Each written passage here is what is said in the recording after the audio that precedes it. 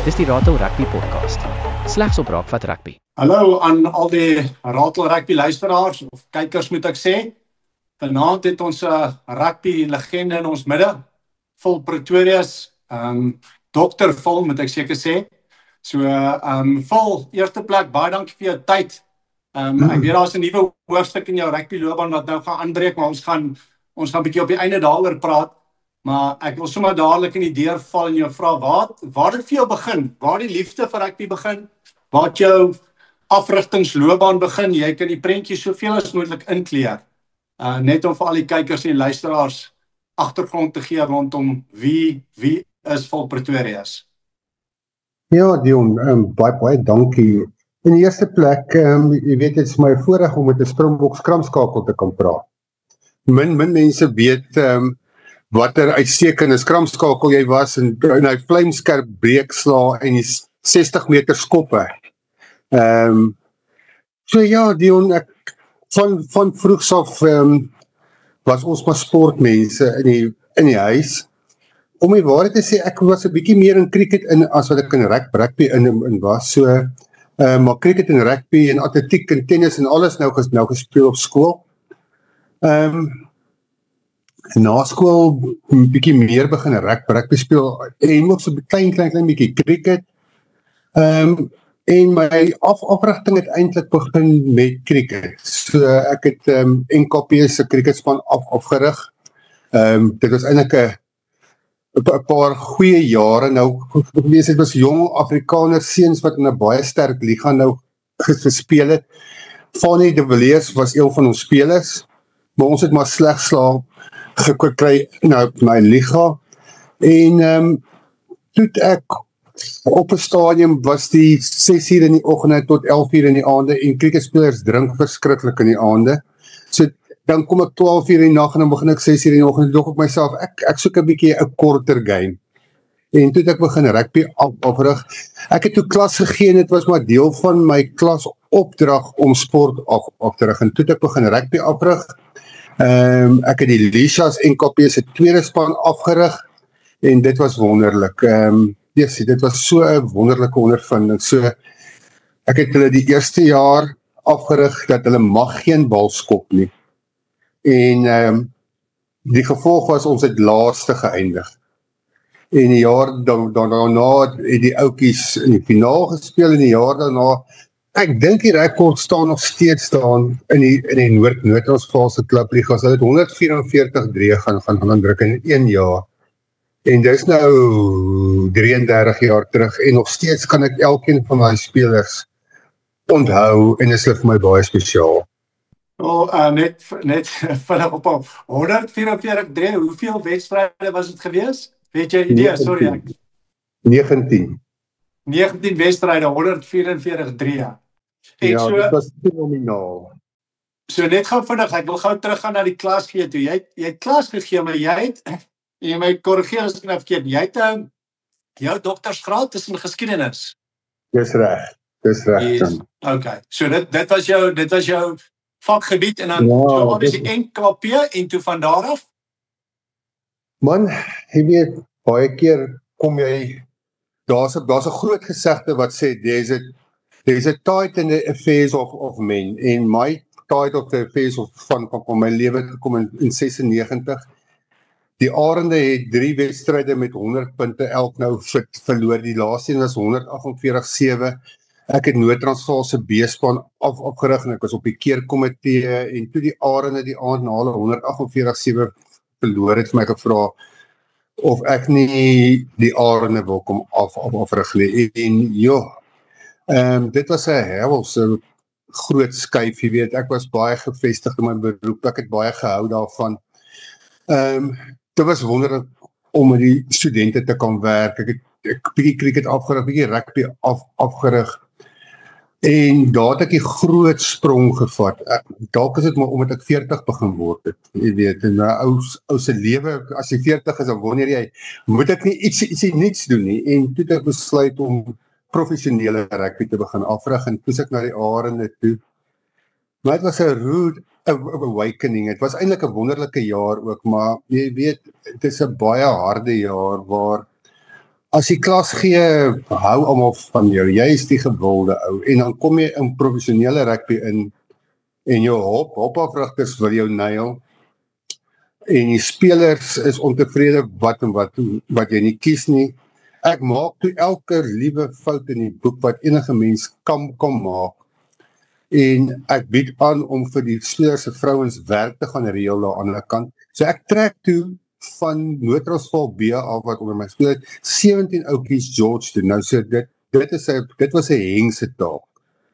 Ek vat toe 17 oukies George toe en ek sê vir hulle, ek sal vir hulle help met huisvesting en met vrouens werk kry en wat 'n flater. So ek het die hele tyd gesukkel met vrouens, die een se kombuis is mooier as die ander een se kombuis, en die een se tuin is groter as die ander een se tuin. O, vaderland.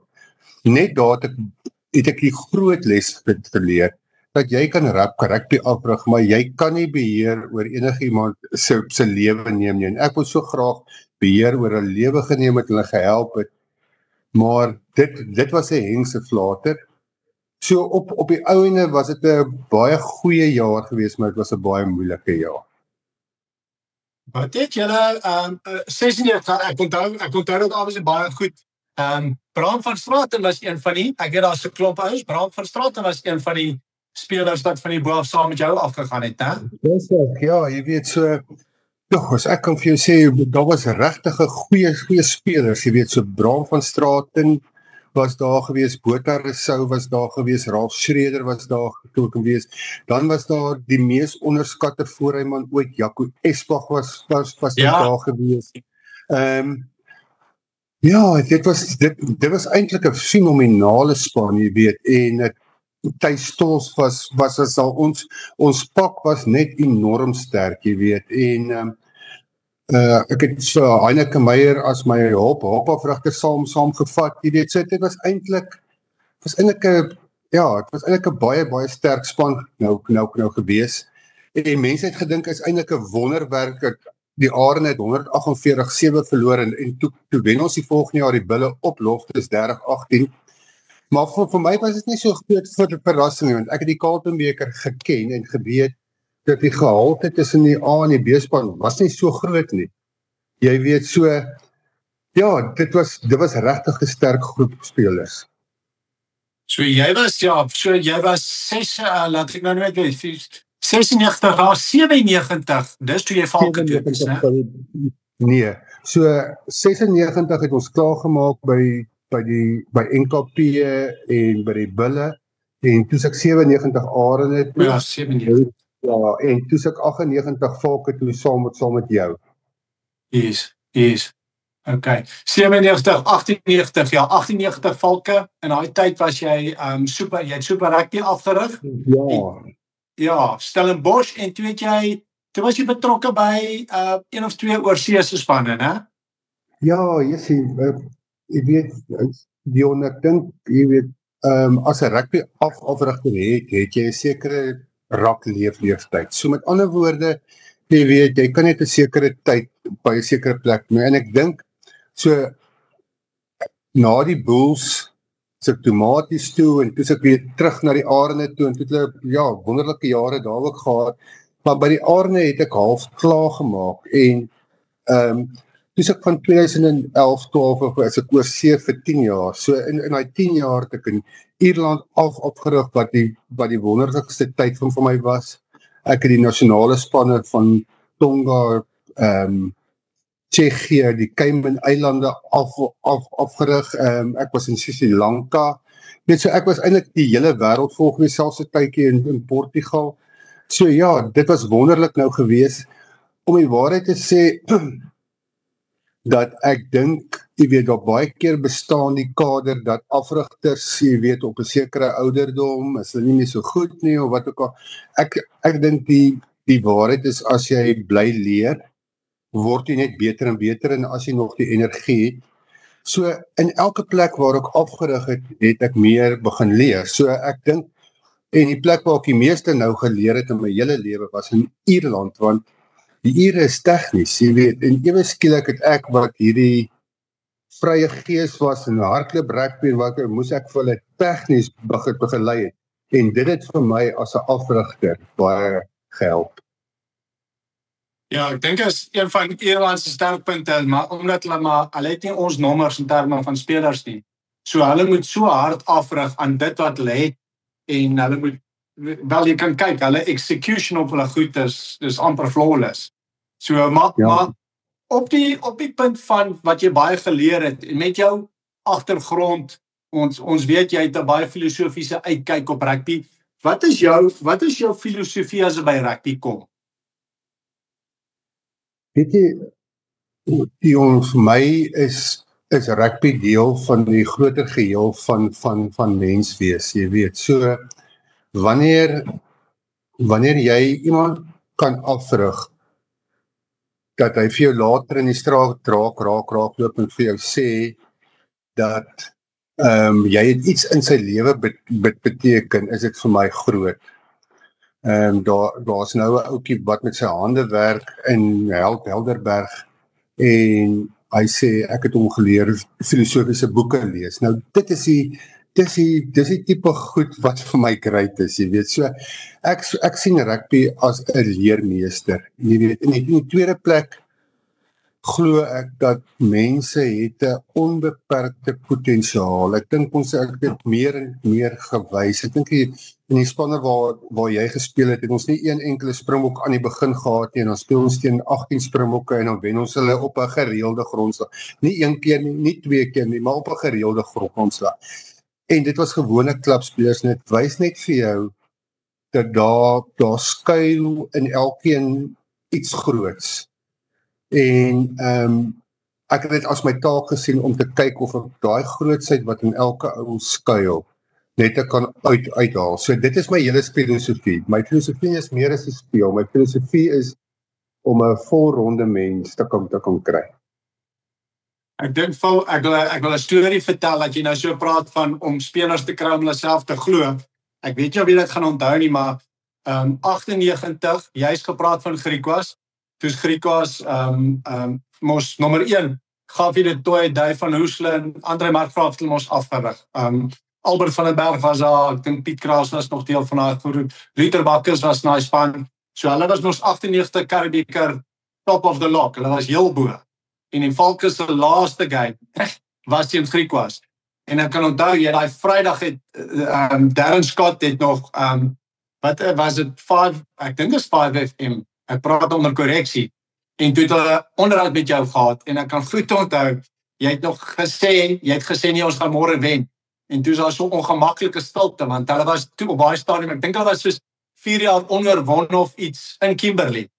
En toe so waar is wragtig, hy Saterdag toe wen die Valke Griquas op hulle tuisveld. So maar toe jy dit nou noem, toe dink ek net aan daai storie, maar dit is tipies dit, né? Dit is absoluut dit, jy weet jy, ek kan ons so goed onthou, ons het nog op die lughawe aangekom, en ons vat ons tasse so, en die mense daar in die lughawe sê vir ons, ag foei tog, net so, ag foei tog, dog ek, ons sal vir julle ietsie wys, ja. Maar ja, dis die memories van rugby. Ek wil so 'n bietjie sypaadjie vat. Want ek weet jy is baie keer, ek weet jy kyk filosofies na rugby. Ek weet selfs daai jare toe jy afgerig het jy goed geïmplementeer wat eintlik half ongehoord was in die sin van ek dink nou vinnig aan 'n ding. Ons het altyd veld afgeskop mos. Ons het nooit uitgeskop nie. Valk het veld afgeskop, gejaag en daar gaan tackle. En daar moes jy moes seker maak van jou skop, al is dit 10 meter. En ons het net veld afgeskop en ons het gaan chase en daar getackle en turnover create. So op daai punt, en ek weet jy dink baie oor die game, wat is 'n reël in rugby tans? Hoef jy by 1 te bly, jy kan dalk 2 noem, wat jy graag sal wil verander, of wat jy anders sal wil sien, want die game evolve maar heeltyd.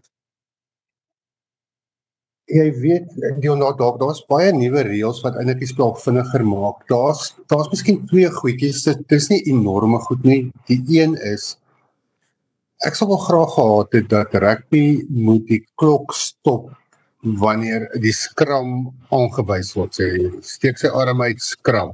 Moet die klok stop totdat die bal ingegooi word. Want Rugby moet kompeteer met soveel sportsoorte reg oor die wêreld en met ouetjies wat wil hengel en wat dit ook.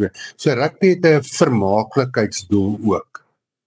En ons kan nie bekostig om 3 minute te wag om een skram te kan set nie. So ek sou sê, sit vanaf die skeieregter sy arm uitsteek en sê skram, totdat die bal onder die haker se voete is, sit die tyd af, sodat daar meer tyd vir spel in die hand is. In die tweede plek, ek weet nie of dit regtig haalbaar is nie, maar ek is nie 'n verskriklike groot voorstander van die mol. Jy weet, dit is werklik 'n obstruksie eintlik, jy weet. Ek weet mense sê jy gebruik die mol om ouens in te kan trek en die verdediging meer kompak te maak, maar ek glo dat die mol gee vir enige spanne baie onregverdige voordeel. Ja, ek dink die mol is, en ek dink die probleem met die mense met die mol het so seer is net dit is eintlik obstruksie. Dis eintlik soos in ek verstaan daar is reëls, maar jy staan heel agter met die bal en daar is sommer 2-3 ouens voor jou. So ja, ek moet sê ek stem saam. Ek nog nie gehoor van die skram nie. Ek hou nogal van daai idee. Ek moet sê as ek enetjie kan ingooi, ek dink jy moet 'n vryskop enige plek op die veld kan vang. Want dan gaan ouens baie meer in spasie moet begin skop. Hulle gaan nie net kan skop en hoop vir 'n bounce of hoop 'n bal op na jou kant toe of wat ook al nie. Maar ja, ek dink dis wat rugby interessant maak. Nou die reëls verander heeltyd en al wat gebeur, die afrigters pas net aan by die reëls. Dis jy weet Dion, het wys net vir jou waarom jy so 'n denkende skramskakel was. So Dani Kruiven het daai reël geïmplementeer by Stellenbosch. En toe ek maties begin afrig het, toe was daar 'n reël in Koshuisliga dat waar jy 'n skop kan vang, kan jy hom merk daar. Snaaks nie, nee. Well, okay. Sorry, so die reël is klaar daarso, maar nou weet ek ook. So, obviously, SA rugby, ons is nou regtig val na Saterdag, ons is nou op die kruin van die golf. Ons is nou besig om Suid-Afrikaanse rugby maak amok vir hulle gaan, en ek dink mense sal saamstem, ons diepte is ongekend. Ons kan 'n B-span, ons B-span sal van die topspan in die land ook klop. Wel, ek noem dit 'n B-span, jy kan dit nie 'n B-span noem nie. Dit is eintlik verkeerde bewoording. Maar wat dink jy is uitdagings waarmee ons sit? Wat dink jy sal sê op 'n amateur vlak en op 'n professionele vlak, want jy het tog al oral afgerig. Jy het van amateur afgerig tot op 'n hoër vlak professioneel. Maar in 'n Suid-Afrikaanse konteks, waar dink jy sit ons uitdagings? So Dion, jy weet, dit is altyd lekker om met 'n sterk punt te begin. So die eerste ding is, ek dink die WP Klub Liga, waar ek nou die laaste jare wat afrig, is iets ongeloofliks. Jy weet, die spelergehalte, die passie. So ek dink klubvlak, nee, en as jy kyk wat in die Boland aan die gang is, jy weet, dit is soos 'n wonderwerk. Daar is soveel mense by elke kragmeting. So klubrugby is uiters lewendig. Maar my grootste probleem is dat ons vat die oudste kompetisie in die wêreld en 'n kompetisie wat sal voortgaan lank nadat die URC weg is. En ons maak dit 'n tweede rangse kompetisie. En ek is bang dat dit later 'n pure ontwikkelingskompetisie mag word. En dit kan nie deeg nie. Ek meen, histories, kultuur, alles, jy weet, die Currie-beker is 'n droom. En ek is dalk 'n bietjie oudmodies, maar ek glo regtig waar dat die Currie-beker sal voortbestaan lank nadat al die URC kompetisietjies klaar is. So die manier hoe die Currie-beker tans hanteer word deur die groter unies, dink ek, behalwe die leeu's. Ek dink die leeu's gee regtig genoeg aandag daaraan, maar die ander groot unies dink ek is regtig nie tot die voordeel van SA rugby nie. Ja, ek dink ek stem saam met die Karibeker. Ek dink dit het ongelukkig dit 'n afgewaterde kompetisie geraak. Weer eens ek gaan nou maar terug na toe ons gespeel het. Ek het nou nog 'n wedstryd gekyk. Jy gaan onthou toe ons WP gespeel het in Kempton Park. Falke het die WP gespeel in Kempton Park. En toe ek daai spanlys sien, WP het 14 springbokke. Dit was net Dixon vooruit wat nie 'n springbok was nie. 14 springbokke. So dit was die kaliber van Karibeker. Nou ek sê ek weet tye verander en dinge verander en of ons ooit weer daar gaan kom twyfel seker, maar ek stem saam. Ek weet nie hoe gaan ons Karibeker weer hoe gaan ons weer daai kompetisie maak wat hy al die jare was. Maar weet jy Dion dat byvoorbeeld daai wedstryd op Kempton Park, ek weet nie of jy kan onthou dat elke liewe kaartjie is uitverkoop. Toe die mense oor die atletiekbaan begin sit, toe was daar mense wat amper tot op die kantlyn gesit het. So hulle het daar duisende meer mense ingepas nadat elke kaartjie verkoop is. Dit het beteken dat jou grondvlak rugby is baie sterk. So die gevaar lê tans daarin. Dat rugby raak 'n springbok sport. En dat die springbokke is ons passie en die springbokke gee vir ons glorie. Maar dat as jy onder dit gaan, dan kalwe jy rugby uit. Gaan kyk bietjie na die meeste URC skares en dan sê jy sien dit kan nie vergelyk word met die Karibeker skares van wel eer nie. So die gevaar lê ook daarin dat jy maak rugby in Suid-Afrika soos 'n rykman sport waar die kaartjies onbekostigbaar duur raak vir jou gewone mense. Ek wil my seun en my kleinseun nou die dag vat vir 'n toets. Ek kon dit nie bekostig het nie. Ek meen, ek moes hulle sê, "Jesus, kom ons kyk maar op die TV." So daai wonderlike ding van waar jy jou kinders en jou kleinkinders kan vat en gaan sit by 'n kragmeting, geld nie meer eintlik nie vir die gewone manne. So as jy vir my vra, ek dink ons rugby is kerngesond. Ek dink Russell doen 'n fantastiese werk. Maar die onderbou raak vir my dunner en dunner. Ja, ons het nou nog 'n gesprek gehad, wie te gespeel. Ek dink Affies, dis nou nie hierdie jaar nie, laas jaar, ek dink Affies het Grey of iemand gespeel en obviously Loftus daar was 'n Karibeker game. Maar toe sê almal daar's meer mense by die Affies game as wat daar by die Karibeker game is. En ek dink is waar wat jy sê, ons raak nou so, ek is een van daai ouens, ek kyk eintlik skole rugby en ek kyk toets rugby. Dis wat ek kyk. En ek dink dis presies wat jy sê, dis nie meer daai provinsiale die manne was, jy weet, jy's sterk jy by 'n braai kom die eerste ding met ou vraas, wie support jy? Wie support jy? Jy weet daar was daai wat jy woord wat ek soek, maar daai competitiveness tussen toeskouers. Ek's 'n WP ou, ek's 'n bil ou, dit voel tog as ons bietjie van daai verloor het, né? Absoluut, jy weet by ons ek's 'n groot skole rugby-liefhebber. Soos jy sal weet, is ek 'n enorme ondersteuner. Maar ek bewonder die manier hoe Parel Gym speel. Ek bewonder die manier hoe Parel Boys High speel en Paul Roos speel. En Grey College speel, nee, om by een van die 5 topskole se kragmetings te wees, is iets ongeloofliks. En dan, daar's soveel skole in die land, wat net hierdie uitnemende prestasie, op skool soos Boland Landbou, Oakdale, wat met klein getalle seuns enorm goed vaar, jy weet, so, skole rugby is my passie, en ek kyk graag daarna, en ek kyk na die Springbokke, maar regtig, ek kan nie vir jou sê, wanneer laas het ek na 'n URC wedstryd nou gesit en kyk nie, want het gryp nie passie nie. Rugby. Weet jy nie, as jy moet 'n droomspan wat afgerig word, is dit Parel Gym.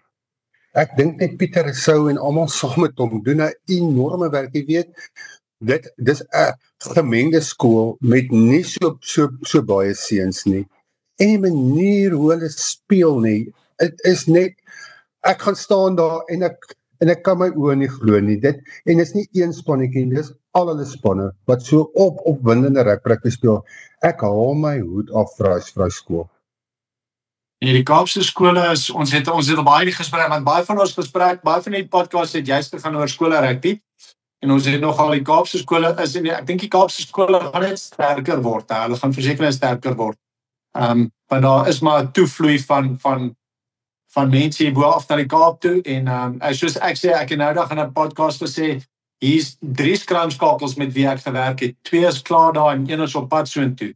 Hier in Gauteng, hulle speel wel, kom ons kyk, die ene ouetjie is nog baie jonk, maar toe hy by Parel gaan kom het hy al wat 'n atletiek rekord is gebreek. Die ander ouetjie het Leeu's Kruiweg gespeel en die ander ouetjie was Bulle Kruiweg gespeel en hulle gaan af. So daai skole gaan net nog sterker word. Ja, maar dit is deel van die groter migrasie Kaap toe, jy weet. Maar dan wil ek dan net vir my ou skool ook 'n lansie breek, jy weet, dis die aantal spanne wat hulle op die veld sit en die aantal spelers wat kan rugby speel, en dit is op die ou ende belangriker as enige ander, om te kan rugby speel. Jy weet, Affies speel tot met 'n onder 14 G en I span baie keer. Hulle speel met 'n 12de span. En hulle gee vir elkeen van die spelers 'n kans. So ek haal my hoed vir hulle af. Skole rugby is sonder twyfel die gesondste ding in Suid-Afrika, Springbokke ingesluit.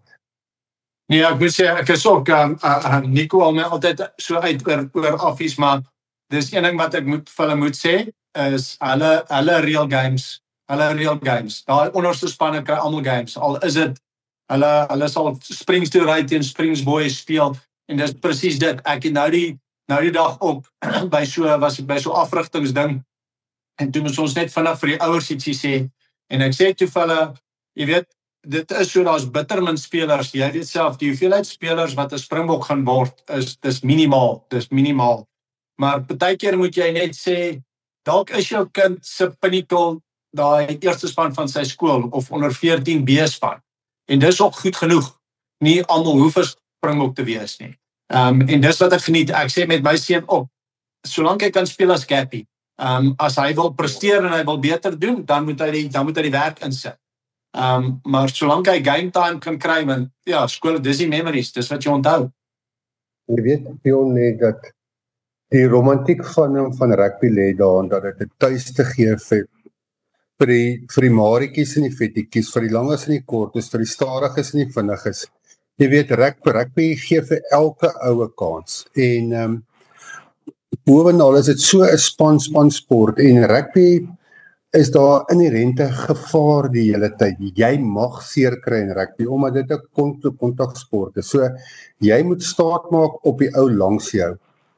En daai staat maak op die ou langs jou is die wonderlike spangees wat jy bou. En die kameraderie wat jy bou, wat vir jou vir jare saam met jou is.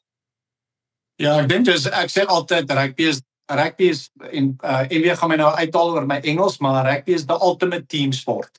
Want dis presies dit. As jy nie daai groot voorry het wat gaan skram en vir jou bal gee nie, dan gaan die Sashas van die lewe nie 'n bal op die voorvoet kry en die ouens kan step nie. En so jy het almal nodig. Jy het die vinnige ou nodig, jy het die groot, jy het die lang ou nodig vir die lyn staan. Ek weet dit verander baie. Almal moet nou deesdae atlete wees, maar ek hou daarvan dat daar nog steeds 'n skram komponent is. So ja, ek glo nog steeds dis die ultimate teamsport, maar op daai punt van die memories wat jy bou terwyl jy rugby speel. Dis dalk 'n onregverdige vraag, want jy het so lank 'n rugby loopbaan gehad as afrigter, wel nog steeds. Ons gaan nou praat oor die nuwe hoofstuk in jou lewe. Jy was by soveel spanne betrokke, maar as jy dalk 1 of 2 of 3, net soos jy wil, hoogtepunt in jou rugby loopbaan kan uitsonder, wat sal dit wees? Jy weet, Jon, dit is 'n baie moeilike ene. As jy lank genoeg afrig, dan het jy groot verlore. Jy het die glorie oomblikke en jy het die hartseer oomblikke. is ongelukkig, jy weet, ek dink daar's 'n fatale kraak in my karakter iewers, jy weet. Ek onthou die verlore baie meer as wat ek die wenne onthou. Ek dink die NKP Lisa spannetjie van 92 baie spesiaal. Ek dink die Valke-groep wat oor 4 jaar 7 nuwe Springbokke vir 'n unie soos die Valke wat in sy hele bestaan nie eers die helfte van daai Springbokke weer opgelewer het nie. 7 Springbokke in 4 jaar opgelewer met 'n klompie ouens soos Etienne Botha ensovoorts wat in 'n Springbokke moes word. So daai Valke groepie was vir my baie spesiaal. Die Ierland was net absoluut spesiaal. Ja, maar elke groep, ek het nou laas naweek by Helderberg klaar gemaak, hoe sê ek vir hulle word deel van my DNA, so wanneer ek hulle eendag gaan raakloop, is hulle deel van my geskiedenis, hulle is deel van my wese, want ons het tyd saam spandeer, en jy weet, rugby is eintlik 'n wonderlike ding, want daai spelers gee vir jou die beste tyd van hulle lewe, en die beste tyd van hulle hele dag. So, in daai tyd word baie spesiale bande gesmee. So, is jammer dat ek nie vir jou kan net sê, hierdie is die hoogtepunte nie, maar oor die algemeen, elke speler wat ek afgerig het, is vir my spesiaal, en daar gaan amper nie 'n dag verby waar ek nie in iemand vasloop, wat ek in 35 jaar van coaching afgerig het nie, en dan omhels ons mekaar, en dan sit soos ja, dit vir my is baie belangriker as die trofees en die wenne en die verlore, want die wenne en die verlore en die trofees raak vergete, maar die mense is saam met jou. Ja, ek dink dit is so daai, in die oomblik is daai verloor, maak hy seer, en in die oomblik is die wen, is 'n hoogtepunt. Dus soos Rashi ook sê, die ding met rugby, en ek dink is baie keer so, ek dink veral op die vlak waar hy afrig, jy weet, jou hoogtepunte is baie hoog, en jou laagtepunte is baie laag. Dus jy 0 to 0, 0 to 0, en as speler ook. Maar ek dink, die een ding wat staande bly, en ek sien dit nou nog, is spelers saam wie jy gespeel het, of spelers teen wie jy gespeel het, en jy was op daai stadium dalk nie as vriende nie. Jy sal daai as raakloop, en jy kan praat asof jy jarelange vriende is. En ek dink dit is dit is wat rugby so 'n unieke sport maak. Maar Phil, jy het nou nog, daar's nou 'n nuwe hoofstuk in jou rugby loopbaan, né? Jy gaan nou na 'n land toe met, ek dink 600,000 mense, as give and take, dalk bietjie minder as 600,000. Vertel ons bietjie hoe hierdie oor jou pad kom, Malta, net suid van Italië, as ek dit nie mis het nie. Ja, yes, Dion, dit is eintlik baie snaaks, so rukkie terug, het iemand my gesê van Malta, jy weet, vrouens praat nie oor hulle ouderdom nie, maar mans kan maar, so om op 67 oor see te gaan, is bietjie ver gesog, jy weet, so, toe Malta my op die kortlys sit, dink ek myself, okay, ja, lekker, pluimpie in die hoed, maar that's it, jy weet, en toe gaan ek vir die eerste onderhoud, wat maar eintlik 'n gorerige onderhoud was, en toe nooi hulle my vir die tweede onderhoud, wat toe 'n great onderhoud was, en toe gee hulle my die pos, so jy kom my met 'n veertjie om tik. So hulle doel is om die European Trophy te speel, en dan in die Liga te speel, net onder kan die 6 nasies, teen die Spanjes en die Portugals en so aan. Ek dink is 'n groot hap, maar ek dink ook hulle het 'n groot hap gevat om byvoorbeeld vir Brad Vaughan as die voorspeler coach saam met my te kry. Ek meen Brad Vaughan is 'n legende. Hulle het 'n internasionale 7 spelers as die agterlyn afrigter nou bygekry. So ja, ek dink dit gaan nogal uitdagend wees om sterk karakters saam in een groepie te kan hou. Dit in die eerste plek, maar in die tweede plek, jy weet, sien ek nogal uit na die uitdaging. In die derde plek, jy weet,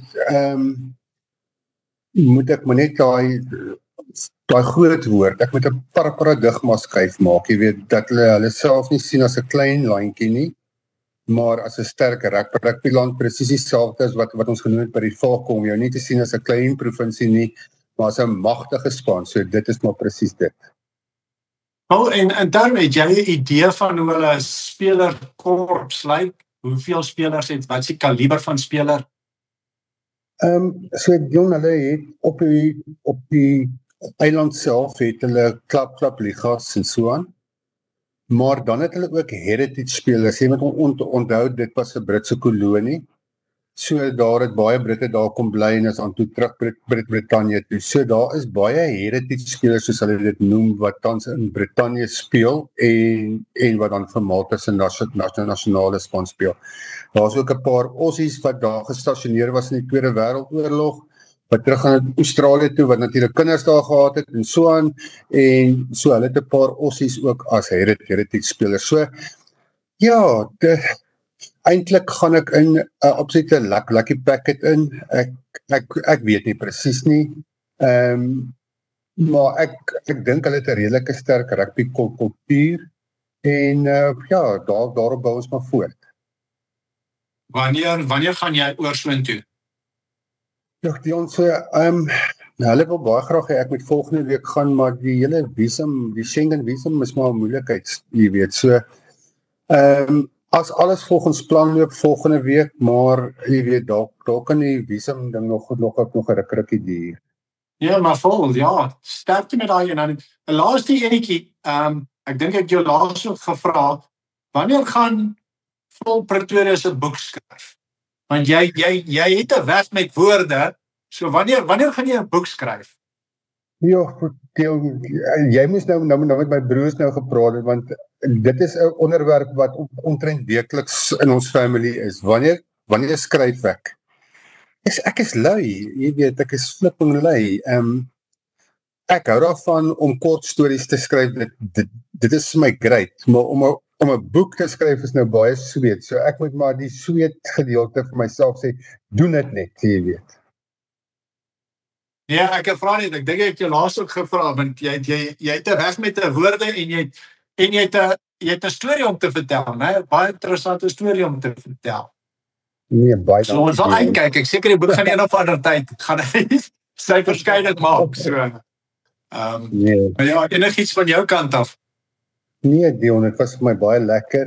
Het is my baie lekker om te sien hoe jy terugsit in rugby in. Het is my wonderlik om te sien wat 'n loopbaan jy uit rugby gemaak het.